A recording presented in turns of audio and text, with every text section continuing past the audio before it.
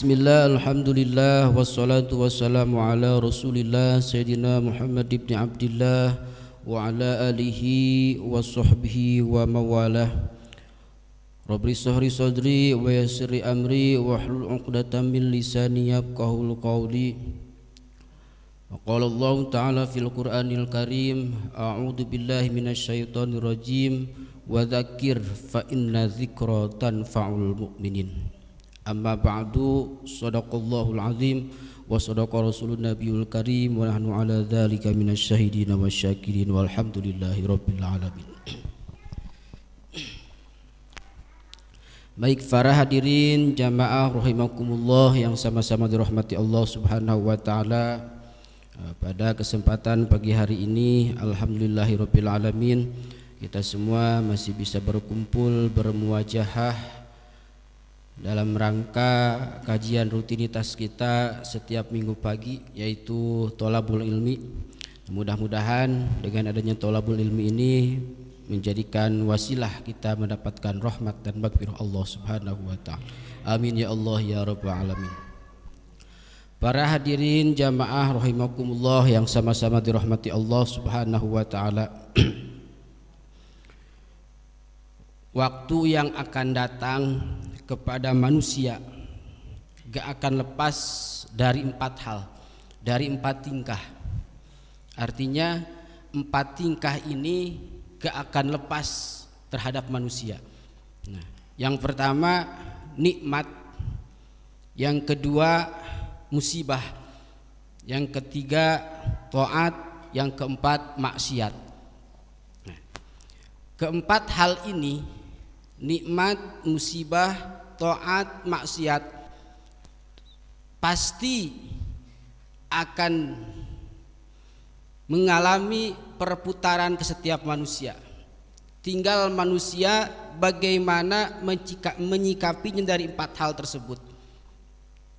Maka keempat ini, nikmat, musibah, taat, dan maksiat, masing-masing memiliki hak untuk dilaksanakan.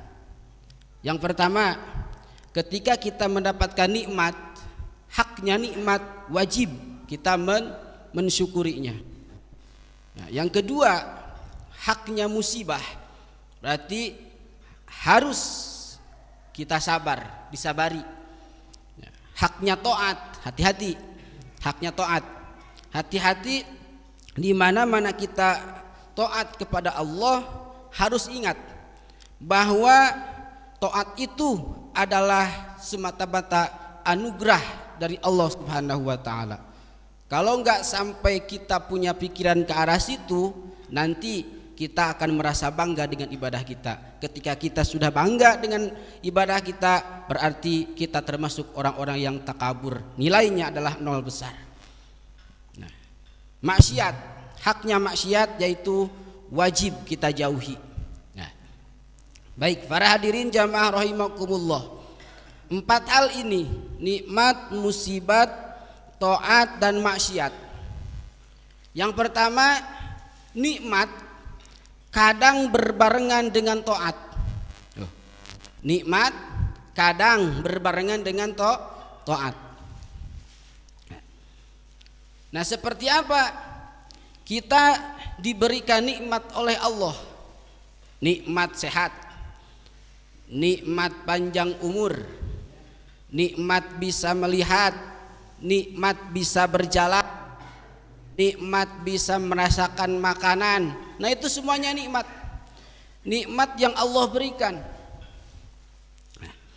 Terkadang kenikmatan ini, kesehatan ini, panjang umur ini, diberikan kekuatan oleh Allah, kadang berbarengan dengan taat, Pak. Berbarengan dengan taat. Dan ketika nikmat berbarengan dengan taat, berarti ini nilainya ibadah. Ya, nikmat berbarengan dengan taat. Kita diberikan kenikmatan oleh Allah, bisa berkumpul di sini, itu sebuah kenikmatan. Dibarengi dengan taat, diadakan pengajian, berarti nikmat dibarengi dengan taat, luar biasa. Sudah mah kita diberikan kenikmatan oleh Allah, kita diberikan kesehatan, kesehatan itu kita gunakan untuk ibadah, berarti ini adalah nilainya yang lebih bagus. Nah, nikmat kadang berbarengan dengan taat. Nikmat kadang-kadang oleh Allah dicabut, Pak. Suatu saat dicabut oleh Allah. Kadang-kadang. Nah, diantaranya dicabutnya nikmat dari seorang hamba oleh Allah itu ketika si hamba tersebut sakit. Coba, lagi sakit, Pak. Nikmat satu persatu oleh Allah dicabut. Nikmat kekuatan, lagi sakit, boro-boro pengen berangkat ke majlis taklim, bangun pun kadang nggak kuat, nikmat dicabut oleh Allah. Terus rasa makanan rasa dicabut oleh Allah ketika kita sakit. Ya, lagi sakit. Diberi makanan yang paling mahal, yang paling enak, ketika dicicipi pasti rasanya pahit. Betul. Dikasih teh manis, diberi teh manis, ketika sakit disuruh minum, ternyata rasanya pahit. Memang nggak dikasih gula, Pak. Ya. Kenapa? Karena oleh Allah satu persatu kenikmatan itu dicabut. Nikmat itu dicabut. Nikmat kekuatan. Walaupun kita punya, misalkan kita punya 2 istri, Pak, bahenol, nengtrom, denok, dua-duanya nggak pakai baju di kamar. Misalkan kita lagi sakit, ngajakin jima, nggak akan kuat. Wah, musibah ini mah. Nikmat dicabut oleh Allah, kita nggak pernah syukuri, nggak akan kuat. Nikmat satu persatu oleh Allah dicabut. Ya Allah, ya Rabbi ya Karim, kita nggak ngerasa. Nikmat makan dicabut oleh Allah, nikmat kekuatan dicabut oleh Allah ketika kita sakit. Ya Allah, ya Rabbi ya Karim. Tapi ketika kita sakit, dicabutnya rasa nikmat tadi, nikmat kekuatan dicabut, nikmat rasa dicabut, nikmat lain sebagainya dicabut. Kalau kita sabar, berarti Allah mencabut nikmat kita itu, Allah pun sama mencabut dosa kita. Asal kita sabar. Kita lagi sakit, rasa dicabut oleh Allah, dosa pun dicabut. Artinya ketika kita sakit, satu persatu dosa diambil oleh Allah, dihapus. Sabar, kalau sabar. Nah, terus nanti ketika Allah menyembuhkan kembali, maka dikembalikanlah nikmat tadi, Pak. Begitu kita sakit, sembuh, maka tadi nikmat kekuatan mulai itu perlahan-lahan Allah berikan kembali. Nikmat makan, ada rasa makanan. Nikmat minum, ada rasa minum. Nikmat ngopi, ada rasa kopi. Dikembalikan lagi oleh Allah kekuatan itu. Tapi ada satu yang tidak dikembalikan, Pak. Gak ada satu yang tidak dikembalikan oleh Allah. Apa itu? Dosa. Nah, tadi ketika kita sakit, Allah angkat dosa kita, Allah hapus dosa kita. Tapi ketika kita sembuh kembali, maka dosa yang tadi diambil, yang tadi dihapus, enggak dikembalikan lagi kepada kita. Syukuri. Maka ketika sakit, kita syukuri, ini adalah nikmat yang Allah berikan. Jangan kita ngedumel. Nah, karena apa? Sakit itu merupakan sebuah peringatan bahwa sakit sebagai peringatan bahwa kita akan meninggal. Banyak contohnya yang Allah contohkan, banyak orang yang sakit meninggal. Ada juga banyak orang yang sehat meninggal. Nah, ini sebuah itibar, sebuah pelajaran bagi seorang hamba bahwa dimanapun, kapanpun, sakit atau tidak sakit, yang namanya malaikat maut pasti terus mengintai. Ya Allah, ya Rabbi ya Karim. Makanya nikmat kadang berbarengan dengan taat. Nah, karena apa? Ruh, Pak. Ruh itu ada yang disebut ruh mujarodah. Ruh mujarodah itu dulu ketika di alam ruh belum ada jasad, maka disebut ruh mujarodah. Nah, lalu kita lahir ke dunia, maka ruh disebut dengan ruh mutasyarifah, ruh yang berbarengan dengan jasad, ruh mutasyarifah. Nah, ketika nanti wafat, meninggal, disebutnya ruh mufarokoh, ruh yang terpisah. selesai kehidupan seperti itu. Nah, makanya ketika kita diberikan nikmat oleh Allah, kadang-kadang nikmat berbarengan dengan taat. Nah, seperti ini kita diberikan nikmat kesehatan oleh Allah, gunakan untuk ketaatan kepada Allah. Kita diberikan nikmat oleh Allah, bisa berjalan, bisa melangkahkan kaki, masih diberi kekuatan, ketika ada perintah Allah laksanakan. Sebenarnya hidup itu simpel Pak, simpel. Kalau kita kembalikan ke diri, toh diri kita dimiliki oleh Allah, kita enggak memiliki. Kita jangan punya rasa diri ini dimiliki oleh diri sendiri. Semua yang ada di dalam diri ini pemberian Allah semuanya, pemberian Allah semuanya. Kita lahir ke dunia bukan hasil kita request. Kita bentuk seperti ini, pendek, terus jangkuk, ganteng, kaya, miskin, itu semuanya pemberian Allah. Diri ini pun dari Allah, akan kembali lagi kepada Allah. Allah sudah memberikan modal kepada kita berupa kesehatan. Nah, ini luar biasa. Allah berikan modal kesehatan, tinggal kita bagaimana merasakan kesehatan itu untuk diberikan kepada Allah kembali. Dengan cara apa? Melaksanakan perintah Allah Subhanahu wa taala. Maka nikmat ini dibarengi dengan taat, nilainya ibadah nilainya.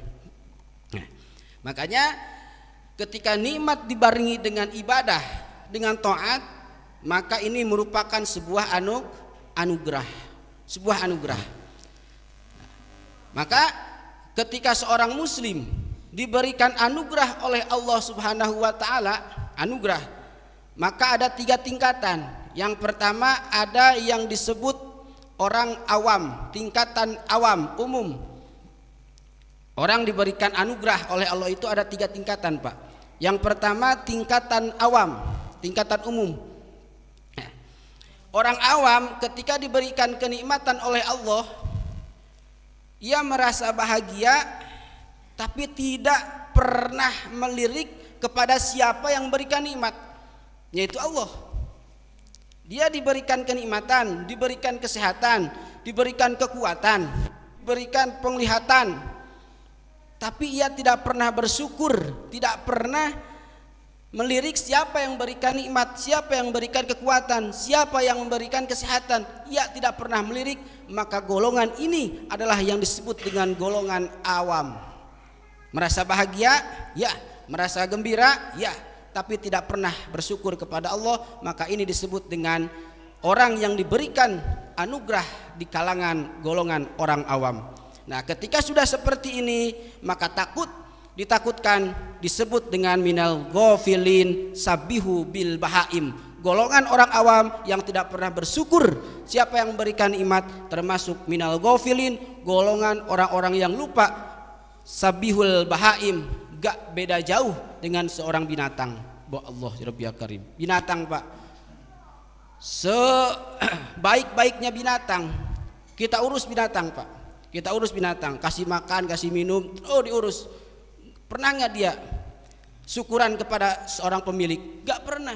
Nah, maka sama orang yang tidak pernah bersyukur, melakukan ibadah, diberikan kesehatan, diberikan kenikmatan, tapi tidak pernah bersyukur siapa yang memberikan nikmat, maka itu sabihal bahaim, kata Nabi, sama seperti seorang seperti binatang. Ya Allah Rabbi Karim, tambah diberi nikmat, tambah lupa terhadap Allah Subhanahu wa taala. A'udzubillahi min dzalik. Nauzubillahi min dzalik. Makanya kita bersyukur Pak. Kita diberikan nikmat oleh Allah, diberikan kesehatan, diberikan kekuatan, kita gunakan untuk ibadah, kita gunakan untuk thalabul ilmi. Ini nikmat berbarengan dengan taat, insyaallah akan berbuah pahala. Amin ya Allah ya rabbal alamin. Satu. Yang kedua, nikmat yang diberikan oleh Allah berupa anugerah itu di golongan orang-orang solihin. Golongan yang kedua adalah golongan orang solihin. Nah, golongan orang-orang soleh ini ketika diberi nikmat oleh Allah, ia merasa bahagia dan menyadari bahwa ini nikmat dari Allah Subhanahu wa taala. Nah, ini yang dimaksud nomor 1. Nikmat yang Allah berikan, ia ekspresikan kenikmatan tersebut dengan cara apa? Melaksanakan ibadah. kuat ibadah. Jadi seluruh tingkah lakunya ia gunakan untuk ibadah. Berangkat pagi-pagi, pulang sore, ke pabrik, ke pasar, ke ladang, ke sawah, ke kebun, niatkan ibadah semata-mata untuk mencari ridho Allah. Terus ibadah ke masjid, ke musola, niatkan untuk mencari ridho Allah sebagai bentuk rasa syukur kepada Allah. Nikmat hidup seperti itu, Pak. Jadi nggak ada yang dilirik selain Allah. Ketika kita hidup seperti ini, punya pikiran tiada lagi yang dimaksud, yaitu hanya mencari ridho Allah. Kemanapun kita berangkat, dimanapun kita berada, maka satu, diberikan ketenangan oleh Allah. Ketika dagang, yang dicari adalah ridho Allah. Ketika untung gede, syukuran, lebihnya disodakohkan. Ketika rugi, ini rugi yang merugikan Allah, yang menguntungkan Allah, kembalikan kepada Allah. Toh rizki pun dari Allah, nggak akan ngedumel. Dimanapun kita berada, selalu kita gunakan kebahagiaan ini sebagai bentuk rasa syukur kepada Allah. Siapa yang berikan nikmat berarti Allah Subhanahu wa taala. Ketika kita diberi nikmat, maka ekspresikan nikmat itu dengan cara kita bersyukur. Dengan cara apa? Melaksanakan perintah Allah Subhanahu wa taala. Maka orang-orang inilah yang disebut dengan solihin. Nah, dua.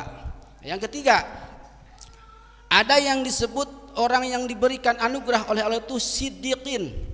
Nah, orang sidikin hatinya bahagia. Orang sidikin ini, Pak, dia tidak pernah merasa ngedumel, baik ketika ditimpa musibah ataupun diberikan kenikmatan. Ya sama. Artinya ketika ia diberikan kenikmatan bersyukur kepada Allah, ketika diberikan musibah pun bersyukur kepada Allah. Kenapa? Karena musibah gak akan lepas daripada garis yang Allah sudah takdirkan dulu di azali. Sidikin kelompoknya. Nah, makanya kita kadang-kadang kita suka salah kaprah, Pak. Salah kaprah. Ketika kita berjalan, ujug-ujug jatuh. Nah, itu sadari ini sudah ada di azali dulu. Ketika kita berjalan, nabrak batu atau jatuh dari motor, kita sadari bahwa ini adalah semata-mata sudah Allah tetapkan dari dulu. Tinggal kita syukuri, jangan kita ngedumel. Nah, ketika kita jatuh terus kita sabar, maka ini satu persatu dosa kita dihapus. Nah, dengan cara seperti itu, Pak. Makanya orang sidikin ketika diberi nikmat, ia merasa bersyukur. Ketika diberi musibah pun, ia tidak pernah ngedumel kepada Allah. Semuanya tidak lepas dari garis yang Allah takdirkan dulu di ajali. Inilah golongan sidikin. Nah, tiga. Baik, para hadirin jamaah rahimakumullah yang sama-sama dirahmati Allah Subhanahu wa taala.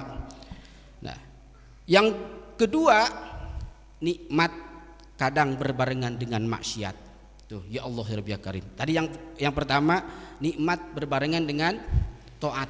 Yang kedua, nikmat kadang-kadang berbarengan dengan maksiat. Kita diberikan kenikmatan oleh Allah, panjang umur misalkan, terus kesehatan, masih kekuatan, masih muda, kuat. Tapi kenikmatan itu, kekuatan itu dipakai maksiat. Naudzubillahi min dzalik, maka disebutlah dengan kufur nikmat.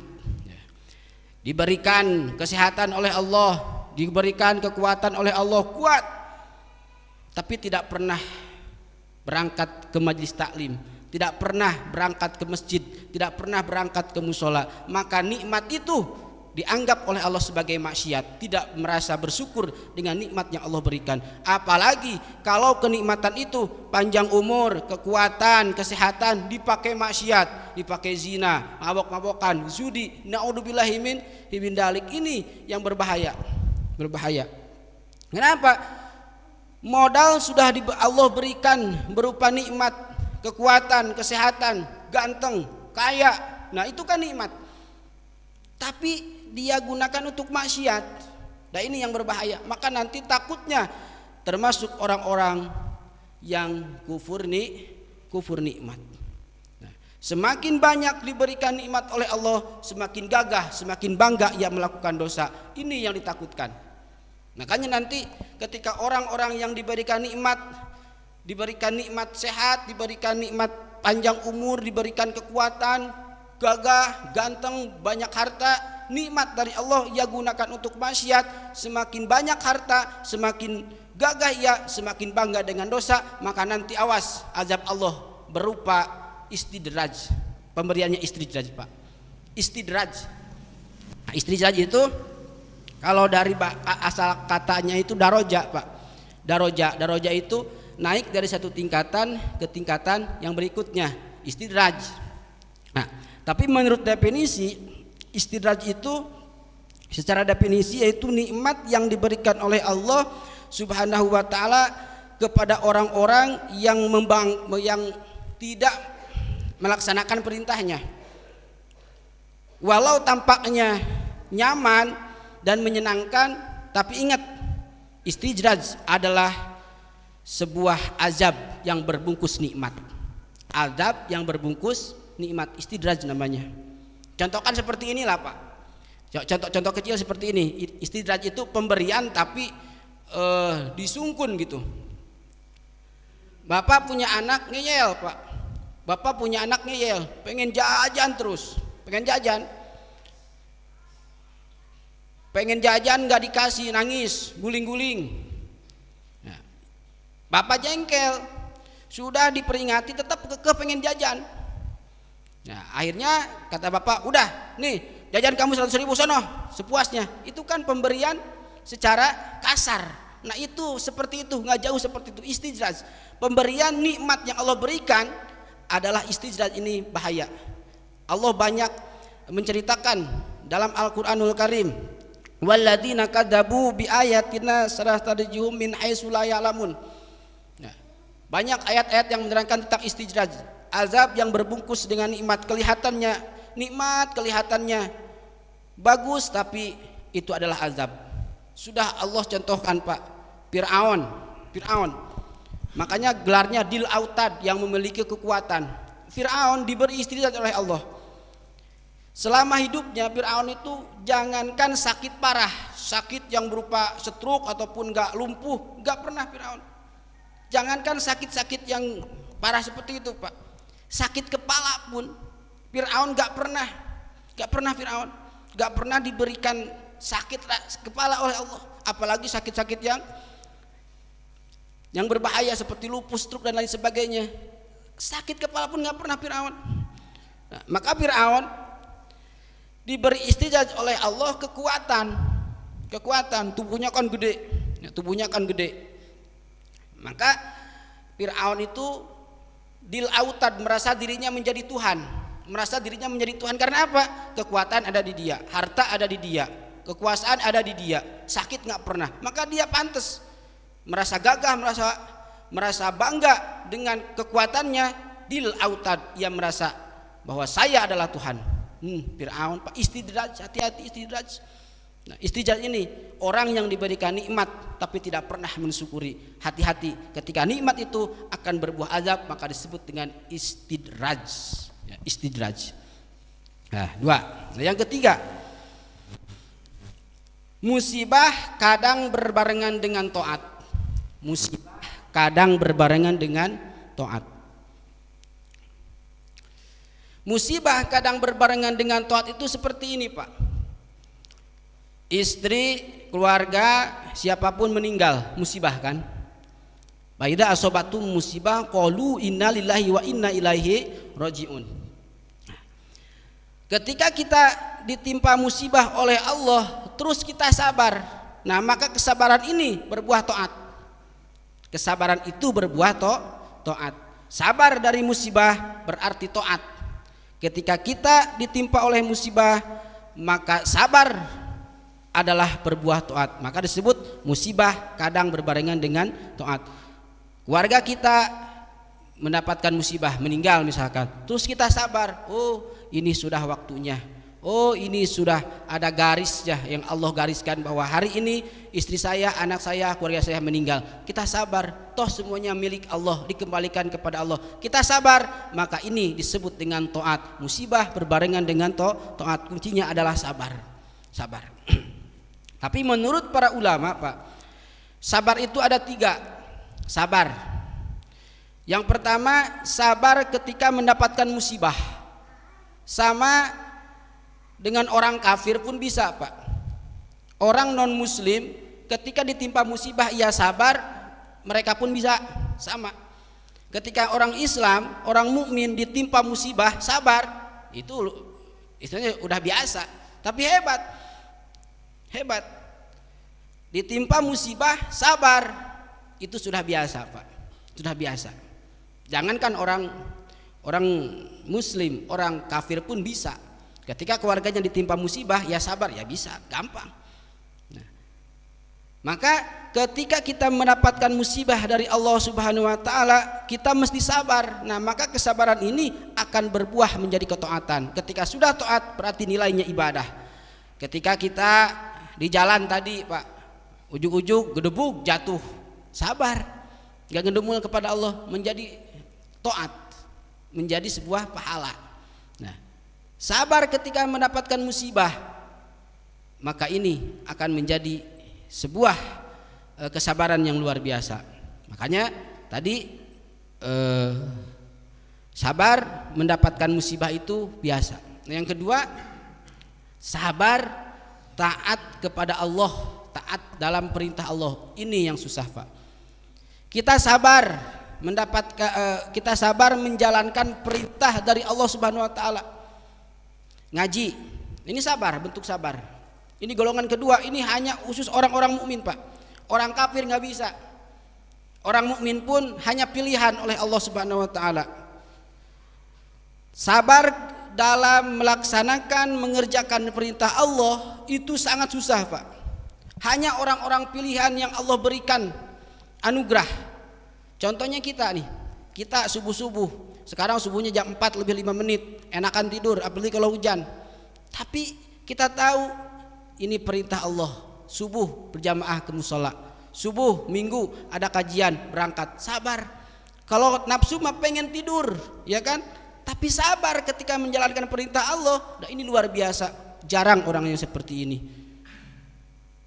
Tengah malam di saat orang lain siangnya kecapean, malamnya tidur karena habis bekerja seharian full, tapi sabar ketika ada perintah Allah. Wa minal laili fatahajjad bihi nafilatalak. Ya tahajud. Terus ya ambil wudu, dia sholat 2 rakaat di saat orang lagi tidur. Sabar berarti. Menurut nafsu mah pengen tidur melanjutkan sampai pagi, tapi ini ada perintah sunat yang Allah perintahkan, tahajud, sabar. Nah, ini susah. Nah, susah. Artinya hanya orang-orang khusus. Makanya kita bersyukur nih, alhamdulillahirabbil alamin, di pagi hari ini kita melaksanakan kajian, bentuk daripada kesabaran kita. Subuh jam 4 berangkat dari rumah menuju musola, sabar, buah sabar. Nah, ini susah, Pak, seperti ini. Hanya orang-orang yang Allah berikan anugerah. Ini luar biasa. Makanya kita kembalikan kepada Allah, syukur kita kepada Allah sudah digampangkan untuk melaksanakan ibadah di saat orang lain tidur. Ya Allah, ya Rabbi ya Karim. Sabar, itu yang susah. Nah, sabar yang ketiga itu sabar menjauhi maksiat. Lebih susah, Pak. Sabar menjauhi maksiat ini yang lebih susah. Kalau sabar ditimpa musibah itu sudah biasa. Sabar melaksanakan perintah Allah itu luar biasa. Tapi sabar menjauhi maksiat ini yang susah. Ini yang susah. Karena apa? Manusia itu nggak lepas dari nafsu. Bukan para malaikat yang tidak beri nafsu, bukan rasul yang dimaksum oleh Allah, tapi kita manusia biasa, tempatnya salah. Ketika ada maksiat kita menjauhi susah, Pak. Jangankan maksiat gede, maksiat kecil lah. Pandangan mata ketika bukan muhrim, kita enak melihatnya, berarti kan itu dosa mata. Nah, lisan, lidah, ghibah itu kan dosa. Nah, ini sabar menjauhi hal-hal seperti itu yang susah. Sabar menjauhi maksiat lisan, maksiat mata, maksiat anggota tubuh, itu yang susah. Ya Allah, ya Rabbi ya Karim. Makanya sabar dalam menjauhi larangan Allah itu yang susah. Tapi dengan keyakinan bahwa kita sabar pengen mendapatkan ridho Allah, insya Allah Allah jauhkan dari maksiat, insya Allah Pak, seperti itu. Nah maka yang ketiga, musibah kadang berbarengan dengan taat. Ketika kita ditimpa musibah, maka sabar ini menjadi sebuah ketaatan, nilainya adalah ibadah. Nah yang terakhir, kadang-kadang musibah berbarengan dengan maksiat, naudzubillah. Ya sudah ditimpa musibah maksiat. Bentuk contohnya seperti apa? Ini, ketika kita ditimpa musibah, taruhlah ada yang meninggal, kita tidak bersabar, artinya kita tidak menerima dengan musibah yang sudah Allah berikan, berarti kita sudah maksiat. Naudzubillah min dzalik. Dua kerugiannya, sudah mah ditimpa musibah, sudah mah dicap oleh orang maksiat oleh Allah. Ketika kita ditimpa musibah, kita tidak menyadari bahwa musibah ini datangnya dari Allah, terus kita ngudemel, berarti kita sudah maksiat kepada Allah. Naudzubillahi min dalik. Makanya kunci hidup menurut Kanjeng Nabi Shallallahu Alaihi Wasallam dalam kitab Tanbihul Ghafilin disebutkan bahwa miftahul jannah, Pak, surga itu mempunyai kunci. Cuman hatta yaftahul abwab wa min asnani, dari pintu surga itu ada yang disebut gigi asnan, gigi kunci. Nah, kan kunci itu enggak lurus Pak, pasti ada giginya kan, giginya untuk bisa membuka pintu pasti kunci ada giginya, enggak lurus kayak paku, enggak polos kayak paku, pasti ada giginya. Nah, wamin asnanihi, dari sebagian gigi pintu surga itu yang pertama adalah lisanan dzakirun tahirun minad dunubi wal ghibah.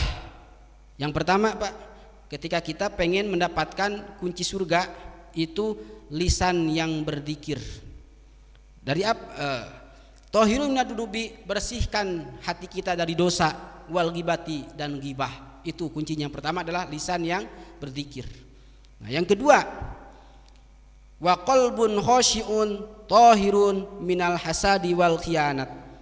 Wa qalbun khashi'un, hati yang bersih Pak, hati yang bersih, gak ada rasa dendam kepada sesama makhluk, gak ada rasa dendam, gak ada rasa khianat, gak ada rasa lain sebagainya.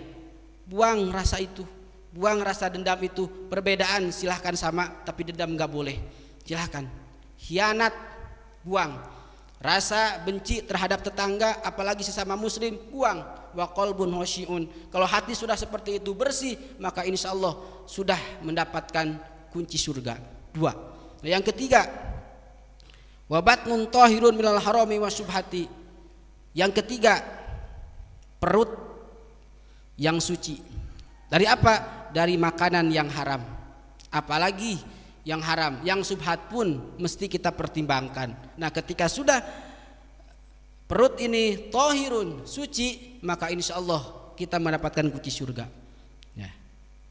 Yang selanjutnya, wajawarihu masgulatun bil khidmati tahirun minal ma'asi, yaitu anggota badan yang bersih. Artinya 7 anggota badan, 7 panca indera tidak melakukan maksiat. Mata tidak melakukan maksiat, tangan tidak melakukan maksiat, kaki tidak melaksanakan maksiat. Anggota badan selamat, insya Allah dari maksiat Allah berikan kunci surga. Di antaranya banyak Pak. Dosa itu bukan dosa zina, mabuk, maling dan lain sebagainya, itu dosa gede. Tapi ada dosa yang tidak terasa berupa panca indera, pandangan mata, tangan, kaki, telinga, mulut, hidung, ada. Semuanya dibahas tuntas nanti dalam kitab Sulamu Taufik satu persatu, insya Allah ya, insya Allah. Jadi kunci hidup menurut Kanjeng Nabi, ketika kita pengen hidup berkah langsung diberikan kunci surga oleh Allah. 1, lisan yang banyak berzikir. 2, hati yang bersih daripada rasa dendam. Yang ketiga, perut yang bersih dari makanan haram. Yang selanjutnya yaitu anggota badan yang tidak pernah maksiat. Ketika sudah mendapatkan seperti ini, insya Allah Allah berikan surga kepada kita. Amin ya Allah ya Rabbal alamin. Baik para hadirin jamaah rahimakumullah yang sama-sama dirahmati Allah Subhanahu wa taala. Mungkin pada pagi hari ini kajian kita cukupkan sekian. Insyaallah kita sambung di pertemuan berikutnya. Mungkin itu saja yang bisa saya sampaikan. Mohon maaf atas segala kekurangan kehilapan. Kita tutup dengan doa, mudah-mudahan kita semua diberikan kekuatan oleh Allah Subhanahu wa taala, digampangkan dalam melaksanakan ibadah kepada Allah Subhanahu wa taala. Ujung-ujungnya kita mati dalam keadaan husnul khotimah, akhirnya kita masuk ke dalam surganya Allah Subhanahu wa taala. Amin ya Allah ya rabbal alamin. Allahumma shalli ala sayyidina Muhammadin fil awwalin wal akhirin wa barik wa sallim radhiyallahu tabaraka wa taala an kulli sahabati Rasulillah ajma'in. Allahumma hdinas siratal mustaqim, Allahumma hdinas siratal mustaqim, siratal ladzina an'amta 'alaihim minan nabiyyin was-siddiqin was-syuhada'i was-sholihin wa hasuna ulaika rafiqa dalikal fadlu min wa kafa billahi alima. Allahumma inna nas'aluka husnal khotimah wa na'udzubika min syarril aqibati wa su'il khotimah. Rabbana taqabbal minna innaka antas samiul alim wa tub 'alaina innaka antat tawwabur rahim. Shalli wa sallim ala jami'il anbiya wal mursalin walhamdulillahi rabbil alamin. Taqabbal ya karim. Akhirul kalam. Assalamualaikum warahmatullahi wabarakatuh.